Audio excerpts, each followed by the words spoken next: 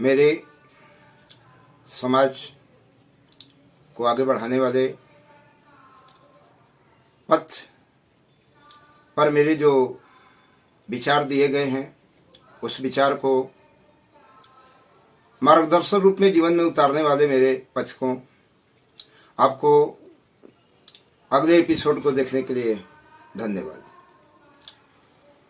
मैं आज गुरु और शिष्य का संबंध लेकर अगले दिन भी चला था, तो उसी विषय पर आज थोड़ा समय बिंदु देना चाहता हूं कि आज विद्यार्थियों के जेहन में ये भ्रम पैदा हो गया है कि जब तक हम पढ़ते हैं, शिक्षा ग्रहण करते हैं, तब तक तो संघर्षमय जीवन है, लेकिन शिक्षा ग्रहण करके जब रोजगार प्राप्त कर लेते हैं, नौकरी पेशेवर बन जाते हैं, तो हमारी कठिनाइयां समाप्त हो जाती है और हमारे जीवन का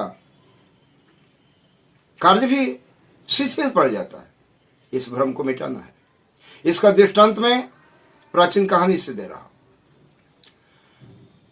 जगत विख्यात गुरु चाणक्य चंद्रगुप्त को शिक्षा दिया करते थे। इसी शिक्षा क्रम में चंद्रगुप्त को इतनी कड़ी शिक्षा दे रहे थे कि चंद्रगुप्त उस दिन का इंतजार कर रहे थे जब हमारी शिक्षा पूर्ण हो जाए और मैं गहरी निद्रा में सो सकूं, आराम दे सकूं अपने शरीर अपने मन को।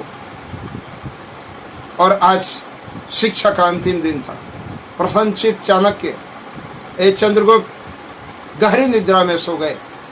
सुबह अभी जागरण भी नहीं हुआ था और चाणक्य की कड़कती हुई आवाज निकली, चंद्रगुप्त तैयार हो जाओ और मेरा पीछा करो।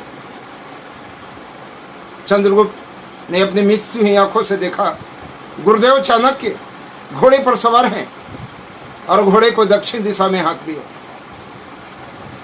चंद्रगुप्त ने गुरु की आज्ञा का पालन करते हुए अस्तबल में बहुत तेजी से गए, घोड़े पर सवार हुए और चाणक्य का पीछा करने लगे। लेकिन चाणक्य इतनी तेजी से भाग रहे थे कि मात्र उनके घोड़े की धूल दिखाई पड़ रही थी। दौड़ते दौड़ते दौड़ते दोनों घोड़े चाणक्य के घोड़े को पकड़ने के लिए चंद्रगुप्त ने पूरी प्रयास किया, लेकिन अथक प्रयास के बावजूद चाणक्य का घोड़ा रुकने का नाम नहीं ले रहा। चंद्रगुप्त चिल्ला रहा था, गुरुदेव मैं भूख प्यास से बिलबिला रहा हूं, तड़प रहा हूं, ये कौन सी सजा है?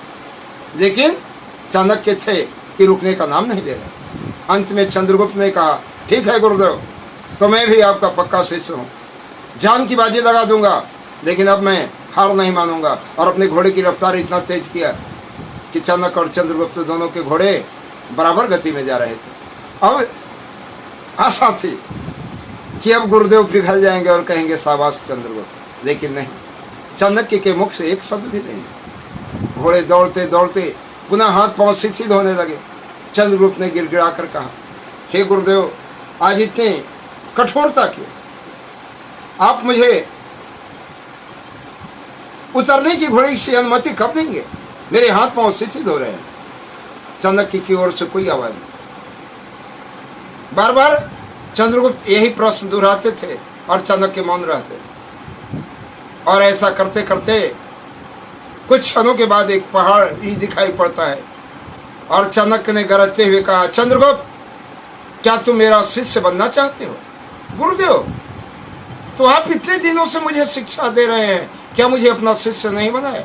नहीं चंद्रगुप्त, मैं अभी शिष्य बनाने के लिए तुझे प्रयासरत था, अभी तुम मेरे शिष्य नहीं बना। शिष्य तभी बनोगे जब मेरा घोड़ा पहाड़ी पर चढ़ने जा रहा है और तुम्हारा घोड़ा भी पहाड़ी पर चढ़ेगा। हाँ ठीक है गुरुदेव, तो आपका शिष्य मर जाएगा, घोड़े से उघड़ कर गिर जाएगा पहाड़ी से, लेकिन पीछे नहीं हटेगा।